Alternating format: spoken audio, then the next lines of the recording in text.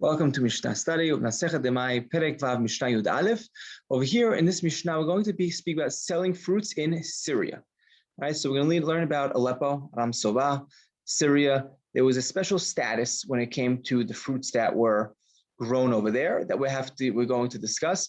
In general, there are some laws about Syria that are not like Eretz Israel and not like the rest of Chutz La'aretz. It has this unique status. And as we'll see from our Mishnah, other Mishnayot, Tirumot and Ma'asrot were noheg in Syria in certain instances. We'll learn it over here. It's amazing to think that our community dealt with this and fulfilled the mitzvah, Tirumot and Ma'asrot on this level. We'll have to understand what, when, and what the significance of Syria. Why would it be different than the rest of Chutz La'aretz? That's what we'll discuss in this Mishnah. המוכר פירות בסוריה, ואמר משל ארץ ישראל הן, חייב לעשר. מעושרין הן, נאמן שהפה שעשר הוא הפה שהתיר. ואם אמר משלי הן, חייב לעשר. מעושרין הן, נאמן שהפה שעשר הוא הפה שהתיר. אם ידוע שיש לו שדה בסוריה, חייב לעשר. So if a person sells fruits in Syria. Now, what is Syria? How do we regard Syria? So Syria is different. It's unique. In general, you need to know that when we were told to go ahead and conquer Eretz Canaan Ligvulotea, right? When we entered in the times of Yoshua, we were told the mitzvah was to conquer all of the Eretz Yisrael proper, or all of Eretz Yisrael, or Eretz Canaan proper.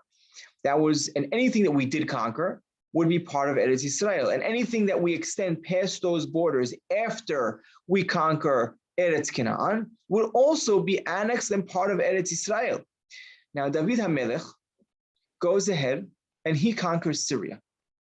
But, and here's the big but, he conquers Syria, Aram Tzova and Aram Naharaim, before he conquers the rest of Eretz Canaan proper. And therefore, it takes on a unique status. It's not Eretz Yisrael in that regard, because it wasn't done in the proper order. But at the same time, David HaMelech conquered it. So it's going to have this in-between state. And Hachamim speak about Syria in this regard. And La Halacha, it does have this in-between state. And one of the ramifications is actually Tirumot Ma'asrot. So Tirumot Ma'asrot in Syria, right? And we'll see how this plays into Demai as well. Tirumot Ma'asrot in Syria,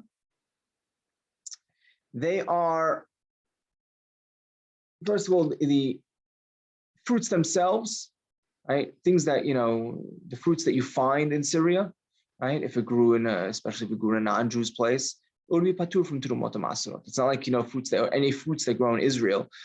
The fruits that grow in Israel are all going to be hayam and Tirumot Ma'asrot if we Jewish them. Over here in Syria, right, what grows in Syria would be patur from Tirumot Ma'asrot, unless it grew in a Jew's field. If it grew in a Jew's field in Syria, it would be hayam and Tirumot Ma'asrot.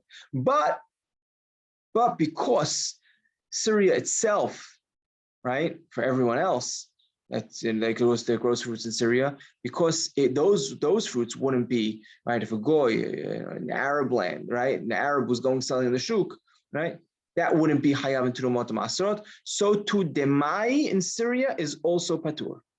There's no concept of Demai according to Harambam, right? I should point out according to Harambam.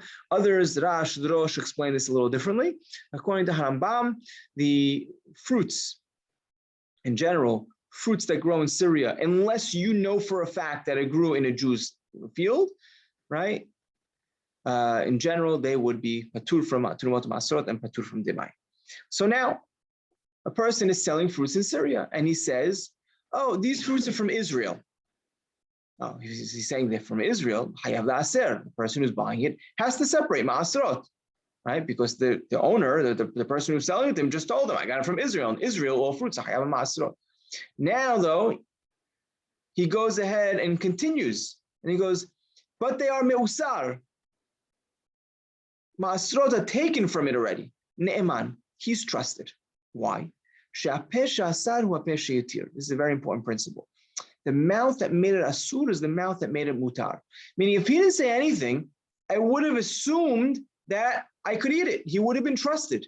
So because he went ahead and, he spoke up and said, oh, they're from Israel, and I separated ma'asrot, he made them asur, and then he made them mutar, right? He's the one that went ahead, and if he wouldn't have said anything, we would have been able to eat them. We would have, assumed they were, they would have been okay to eat. So too, now that he spoke up, we trust him for what he says. Now, but let's say he says, "V'amar mishelihem," right? They're from mine. Rambam says, "What do you mean from mine? They're from my field." If it's a Jew in Syria saying it's from his field, then that's going to be obligated into the Trumot Ma'aseh. So hayav le'aser.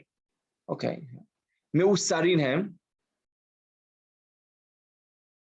Right? They're meusar. I separated them. Ne'eman. Again, he's trusted, right? Because he's the one that made them asur. If he didn't say anything, I would have assumed that they're just regular fruits, and regular fruits in Syria are patu from Trumot Ma'asrot. Because he said they're from my field, he was the one that made it asur, right? And there he's also the one that made it mutar. So the pesha asaru, pesha yatir, the mouth that made it asur is the same mouth that made it mutar.